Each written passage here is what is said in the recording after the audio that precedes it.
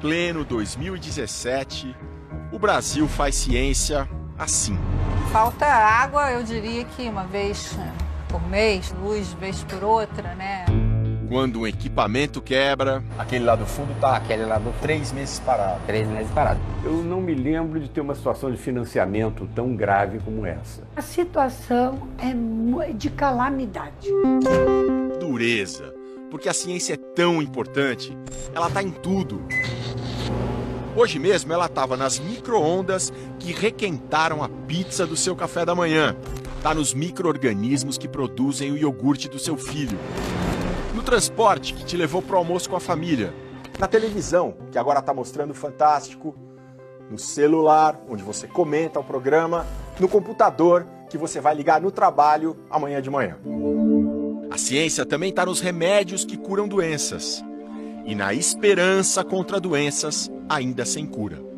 Como a de um ídolo do cinema e da TV, o ator Paulo José, que aos 80 anos tem a doença de Parkinson há mais de 20. Devemos tudo à ciência. Para falar aqui agora, por exemplo, eu fico nervosíssimo. Não poderia nem estar falando se não tivesse apoio dos remédios do Parkinson. Os remédios ajudam, mas não resolvem tudo. Para avançar muito mais contra o Parkinson, é preciso pesquisa, como a da doutora Débora Fogel, da Universidade Federal do Rio. Ela estuda o que acontece lá dentro do cérebro em doenças do sistema nervoso. É quase impossível ou muito improvável que a gente tenha cura tanto para o Parkinson quanto para o Alzheimer sem a gente entender esses mecanismos. É a base de todo o conhecimento, de toda possível inovação, né? Ela faz ciência básica, o primeiro passo para toda descoberta, que depois vai gerar frutos. São as coisas que a gente encontra nas farmácias, nos mercados, né? Nas prateleiras da vida. Mas esse laboratório que faz pesquisa tão importante e publica em revistas científicas de prestígio, está quase sem dinheiro. Até para as coisas mais simples. Professor, aqui não é nenhum equipamento sofisticado, né? Simplesmente uma geladeira. Qual é a situação dela? Ela está quebrada, né? Quebrou recentemente. Ela é uma geladeira muito importante aqui no meu laboratório. Aqui a gente faz a purificação de proteínas que precisam ser purificadas no frio. Ela está parada já tem uns 2 meses. Por enquanto a gente ainda não deu para consertá-la.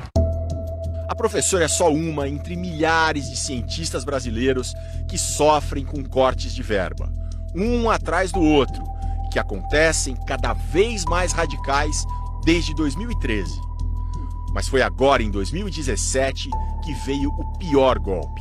De uma hora para outra, a verba federal para pesquisa levou um corte de 44%, quase a metade. Isso caiu como uma bomba nuclear na ciência brasileira. Nós fomos esquartejados, com todas as partes cortadas. O orçamento total foi de 15,6 bilhões de reais para menos de 9 bilhões. E para piorar, segundo os presidentes das duas principais entidades de cientistas do país, o que sobra para ser de fato usado em pesquisa é só 1/3 desses 9, cerca de 3 bilhões de reais. Por que não é suficiente? Não é suficiente, em primeiro lugar, porque você tem que pôr esses 3 bilhões não com uma pessoa. Esses 3 bilhões estão divididos em 27 estados, entre pelo menos 300 mil pesquisadores. Tudo isso é pago com esses mesmos 3 bilhões. E esse corte de 44% superou todos os outros. Ele passou do limite do suportável. Ele está fazendo com que vários laboratórios tenham que interromper suas atividades. E fazendo com que muitos cientistas se mudem do Brasil. É o caso da professora Fernanda de Felice, que a gente está vendo aqui na imagem, que é da UFRJ, da Federal do Rio de Janeiro, mas nesse momento está em outro lugar. Bom, eu estou falando com vocês agora de Kingston, é uma cidadezinha que fica no Canadá. Eu estou trabalhando na Queen's University. Fernanda de Felice estuda o mal de Alzheimer. Eu tento entender por que o cérebro de pacientes com a doença de Alzheimer ele para de funcionar adequadamente. No Canadá, a linha de pesquisa dela continua a mesma, mas as condições de trabalho...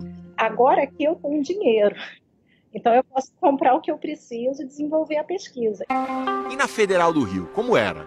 O laboratório é muito bem equipado. Agora a gente não tem dinheiro para manutenção desses equipamentos. Os equipamentos estão quebrando, porque eles quebram mesmo, natural, e eu não tenho como consertar. No laboratório de ponta da Federal do Rio, a gente encontrou uma situação exatamente assim. Problemas em uma sala com ímãs superpoderosos usados para estudar a estrutura de proteínas. Quanto o Brasil investiu nesse salão que a gente está? Olha, ao longo dos 20 anos de existência desse centro de ressonância, foram 30 milhões de reais investidos aqui. 30 milhões de reais? Mas se dá defeito... A gente está há 3 meses, por exemplo, sem que o 800 MHz funcione. 3 meses parado. A gente esteve no laboratório em maio. O aparelho só foi consertado há poucos dias, depois de quase 5 meses parado. A situação do Rio de Janeiro é uma das mais graves do país. Além da UFRJ, que é federal, a Universidade do Estado do Rio de Janeiro sofre a maior crise da história. Nem o 13º de 2016 foi pago. E por causa de tantas paralisações, o segundo semestre letivo do ano passado só está terminando agora. Mesmo com o Rio nessa situação, a professora que está no Canadá planeja voltar. Eu espero realmente que as coisas melhorem para que eu possa retomar a pesquisa aí. A expectativa é por mais estabilidade, porque um orçamento incerto, que muda de ano para ano, atinge as ambições brasileiras em terra e até no espaço. O grande dia do Programa Espacial Brasileiro deveria ter sido 25 de agosto de 2003. Deveria. Mas 72 horas antes do lançamento... Terminaram em tragédia os últimos preparativos para o lançamento de 2 satélites brasileiros no centro de Alcântara, no Maranhão. O foguete explodiu, ainda na base de lançamento. 21 técnicos morreram. E desde então, novos lançamentos foram marcados. E nada. O gigante veículo lançador de satélites nunca mais voou. Aqui atrás fica o coração do Programa Espacial Brasileiro. É a torre de lançamento de foguetes da base de Alcântara, no Maranhão. A torre foi reformada depois do acidente de 2003. Está prontinha. O centro de controle está pronto. A base está funcionando. Tudo em perfeitas condições para se lançar um foguete de grande porte. Só falta uma coisa: um foguete de grande porte. A missão espacial foi totalmente reformulada. Agora, o Brasil concentra suas energias no veículo lançador de microsatélites. Menor, mais barato e, segundo a aeronáutica, mais moderno. Trata-se de um foguete de menor porte para fazer o lançamento de microsatélites. Os microsatélites estão numa categoria de 1 até 500 quilos. Esse desvio de rota aconteceu por 2 razões. Primeira, enquanto o Programa Espacial Brasileiro não andava, os equipamentos foram mesmo ficando menores. Segunda, a de sempre: falta de dinheiro. Tem uma relação com essa questão dos recursos financeiros. A promessa agora é lançar em 2019. Dependendo do fluxo de recursos, obviamente, tem que ser um fluxo regular de recursos que permita cumprir esse cronograma. Em nota, o Ministério da Ciência, Tecnologia, Inovações e Comunicações confirma a previsão de lançamento para 2019. E diz que o veículo lançador de microsatélites representa um salto para o país, para a conquista da autonomia tecnológica em foguetes. Sobre os cortes no orçamento da ciência brasileira como um todo, o Ministério afirma que tem estudado, caso a caso, a melhor forma de distribuir recursos para que as atividades científicas não tenham prejuízo. E diz que a redução no orçamento reflete a decisão do governo de reduzir despesas para trazer estabilidade à economia do país. Mas os cientistas apontam, para fortalecer a economia, nada melhor que ciência. E dão exemplos. A China, há 20 anos atrás, estava atrás do Brasil. Em ciência. Em ciência.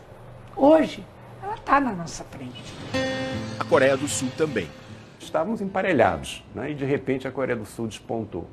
As pessoas falavam até do milagre coreano, né? Não é milagre algum. Mas o Brasil teria essa capacidade? O Brasil agora, recente, deu a prova de que é brilhante o cientista nosso, a Zika. Por isso que a gente veio até o centro nervoso dessas pesquisas, a Fundação Oswaldo Cruz do Recife. Quando explodiu a epidemia de Zika e junto com ela os casos de microcefalia, muitos cientistas estrangeiros desembarcaram no Brasil.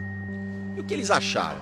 Eu li em uma revista de circulação internacional importante, talvez a mais respeitada no mundo, falando que o feito científico em relação ao Zika e à microcefalia foi o resultado científico mais rápido da história da ciência mundial.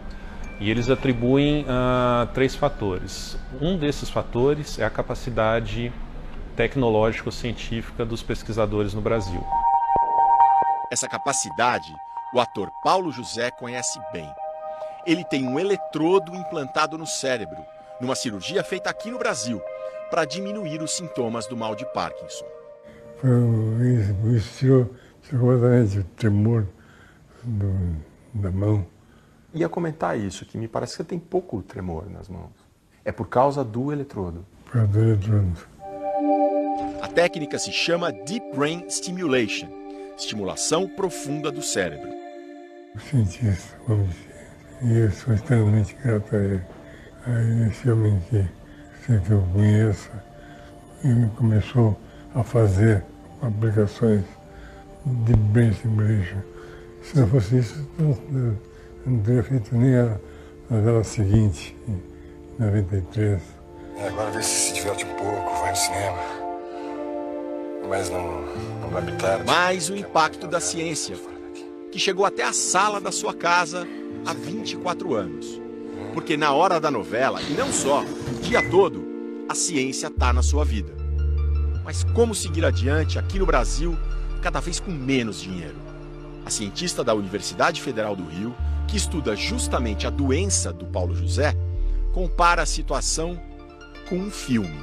A imagem que a gente faz um pouco é daquela do filme Titanic, né, que a gente via, né, aquele navio maravilhoso, um navio que a gente, na minha analogia, seria a pesquisa ciência brasileira afundando, mas a orquestra continua tocando. Essa orquestra somos nós, os cientistas, professores brasileiros. A gente vai tocar até o último minuto, né, enquanto a gente tiver, né, música, né, para fazer e instrumentos para tocar. Eu gostaria que esse navio não afundasse, né? Que aí a gente vai sucumbir com ele.